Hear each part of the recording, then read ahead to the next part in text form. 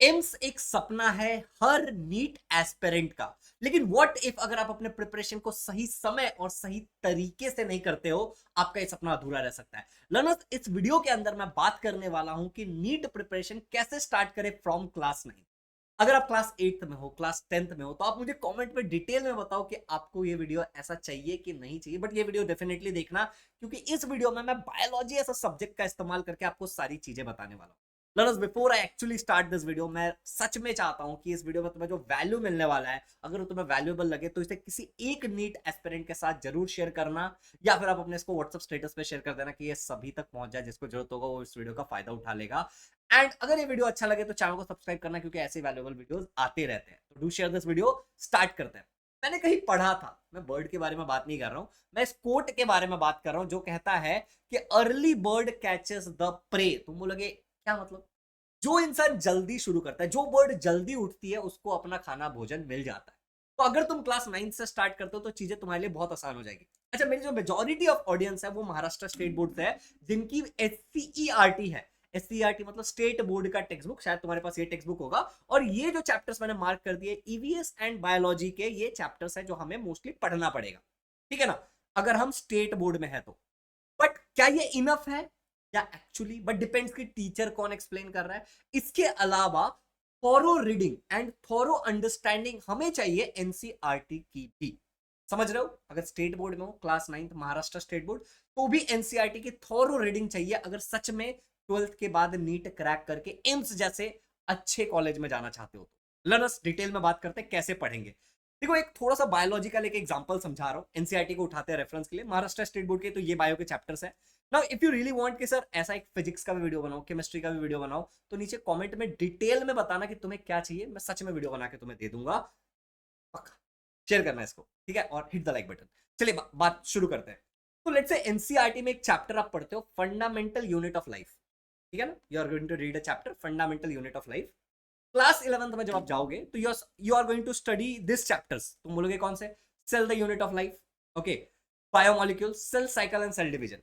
तो जब हम ये चैप्टर पढ़ लेते हैं, इसकी थॉरो रीडिंग हम करते हैं एनसीईआरटी से। भैया एनसीईआरटी की रीडिंग कैसे करेंगे, देखो मैं बताता हूँ। आपको क्या करना है लर्नर्स, आपको जाना है ये वेबसाइट पे ncrt.nic.in, और आप क्लास 9 क्लास 10 का कोई भी टेक्स्ट बुक खोल सकते हो। उसको तुम डाउनलोड कर लोगे फ्री ऑफ कॉस्ट। तुम अमेजॉन वगैरह से बुक स्टोर से जाकर के खरीद भी सकते हो बुक्स, ठीक है? और एकदम लाइन बाय लाइन रीड करना है। अब ये लाइन बाय लाइन रीड करने से क्या होता है, चीजें समझ आती है। नॉट एक्चुअली, होता क्या है कि जब तुम क्लास 10th का क्लास 11th का रीड करोगे ना, तो तुम्हें केवल 20% चीजें समझ में आएगी।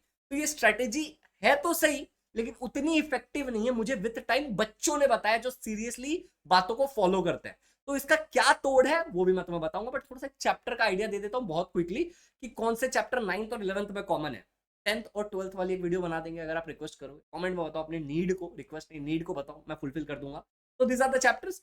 अच्छा, 9th में आप एनसीईआरटी में टिश्यू पढ़ते हो। वैसे आप जो स्टेट बोर्ड में अगर हो तो भी आप टिश्यूज के बारे में पढ़ते हो। किस चैप्टर में पढ़ते हो टिश्यू के बारे में, मैं आपको बताता हूं। अगर if you are a state board का स्टूडेंट ना, तो आपका जो ये चैप्टर है इंट्रोडक्शन टू बायोटेक्नोलॉजी, इस चैप्टर में आप टिश्यूज के बारे में पढ़ते हो बहुत डिटेल में। यहाँ पे आप पढ़ोगे 11th में morphology of flowering plants, anatomy of flowering plants, structural organisation of animals, इन चीजों के बारे में आप पढ़ोगे। अब एनसीईआरटी में पढ़ते हो डाइवर्सिटी इन लिविंग ऑर्गेनिज्म। अगर आप महाराष्ट्र स्टेट बोर्ड से हो तो आप ये 10th में पढ़ोगे, एनिमल क्लासिफिकेशन, 10th की टेक्स्ट बुक साइंस 2 में, ठीक है ना? अब मुझे सब क्यों पता है, क्योंकि मैं अपने बच्चों को प्रिपेयर करा रहा हूँ इन एग्जाम्स के लिए, ठीक है ना? मैं अपने बच्चों को हेल्प कर रहा हूँ 9th स्टैंडर्ड 10th स्टैंडर्ड से, इसलिए मुझे सब पता है। आप 11th में जाके पढ़ोगे तो living world, biological classification, plant kingdom. Plant kingdom के बारे में आप 9th में पढ़ लेते हो महाराष्ट्र स्टेट बोर्ड में। क्लासिफिकेशन ऑफ प्लांट दिखा दूं मैं आपको चैप्टर, आपको देखना है तो मैं आपको एक रेफरेंस के लिए दिखा देता हूँ कहां पे पढ़ते हो आप। 6 चैप्टर है क्लासिफिकेशन ऑफ प्लांट, ठीक है ना? तो एक आइडिया देते चल रहा हूं मैं आपको कि कहां कहां आप क्या क्या पढ़ने वाले हो, ठीक है ना? तो anatomy of flowering plant, structural organization हो गया, डाइवर्सिटी यहाँ पे plant kingdom, animal kingdom which is animal classification.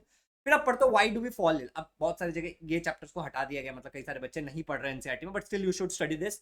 Human health and disease, microbes in human welfare, class 11th में आप पढ़ते हो, ठीक है? नेचुरल रिसोर्स आप एक चैप्टर पढ़ते हो, तो एनवायरमेंटल इश्यूज आप क्लास 11 में पढ़ोगे।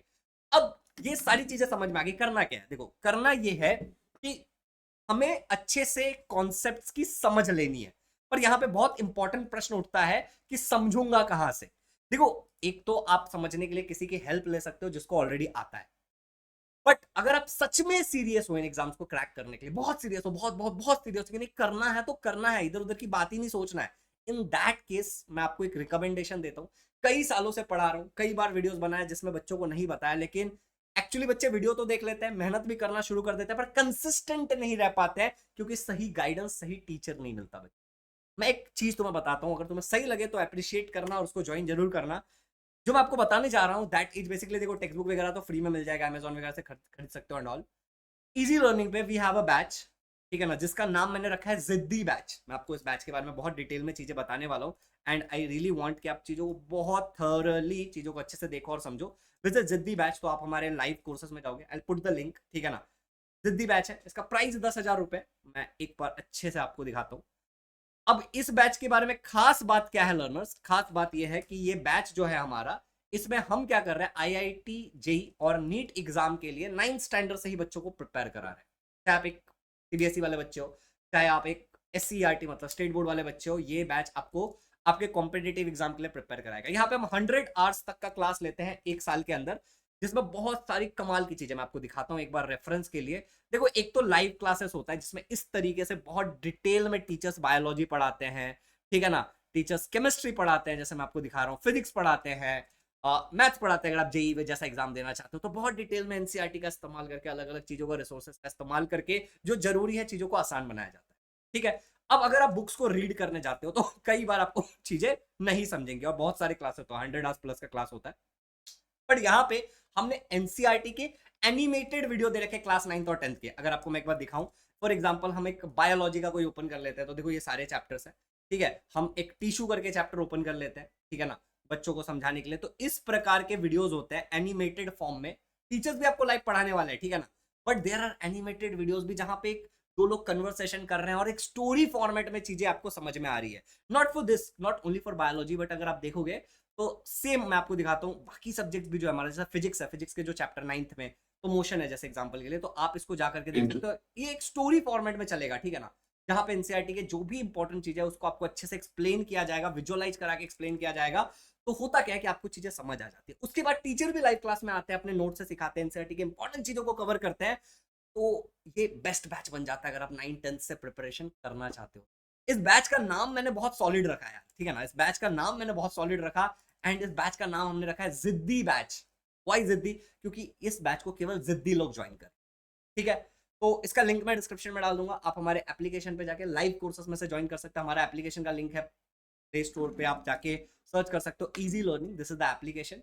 आप हमारे वेबसाइट से भी ज्वाइन कर सकते हो डायरेक्टली, मैं उसका लिंक डिस्क्रिप्शन में डाल दूंगा, बाय नाउ करोगे हो जाएगा, ठीक है। फिर मैं आपको कॉन्टैक्ट कर लूंगा। जो बहुत इंपॉर्टेंट बात है, बहुत इंपॉर्टेंट बात है, दैट इज कि यहाँ पे आपको समझने को मिलेगा, आप कंसिस्टेंटली पढ़ पाओगे। अगर आप एक सीरियस एस्पिरेंट हो तो आप इसका फायदा जरूर उठाओगे। बाकी अगर आप ये बैच नहीं अफोर्ड कर सकते हो, लेट्स से आपके पेरेंट्स अलाउ नहीं करते साल भर के लिए 10,000 रुपए नहीं अफोर्ड कर सकते, तो आप कहाँ से समझोगे? आपको लाइन बाय लाइन खुद पढ़ना पड़ेगा। जो चीज आपको नहीं समझ में आती उसको आपको यूट्यूब पे सर्च करना पड़ेगा, किसी प्लेटफॉर्म से आपको वीडियोज उठानी पड़ेंगे और फिर आपको देखना पड़ेगा। इस अप्रोच में प्रॉब्लम यह है कि बच्चा इसको लंबे समय तक कंसिस्टेंटली नहीं कर पाता अगर डिसिप्लिन की थोड़ी भी कमी हो तो। लेकिन जब एक टीचर होता है, लाइव बैच होता है, तो बच्चा कर लेता है। That's the best part. तो आई होप कि आपको यहां तक सारी चीजें समझ में आ गई होगी कि 9th स्टैंडर्ड से कैसे स्टार्ट करना है। तो आपको करना क्या है, एक जनरल अगर मैं आपको बताऊं तो 9th की आपकी बुक अपनी रख लेनी है, एनसीईआरटी रख लेनी है, और 11th-12th के बुक रख लेने हैं, ठीक है ना। और फिर आपको देखना है कि इस टॉपिक से रिलेटेड क्या क्या है। You can use AI, you can use Google, search कर सकते हो कि इस चैप्टर से related, let's say motion chapter से रिलेटेड फिजिक्स में 11th और 12th में क्या क्या है, तो आपको उसको पढ़ना है।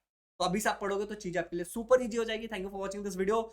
ये वीडियो बहुत मीनिंगफुल है, इसमें मैंने आपको प्रॉपर तरीका बताया कि क्या हो सकता है, मैं कैसे हेल्प कर सकता हूँ ये भी बताया। तो इस वीडियो को डेफिनेटली किसी के साथ शेयर करना जो सीरियस नीट एस्पिरेंट है। और अगर आपको ऐसे कोई और वीडियो चाहिए तो नीचे कमेंट्स में जरूर बताना। Happy learning, love you all the best.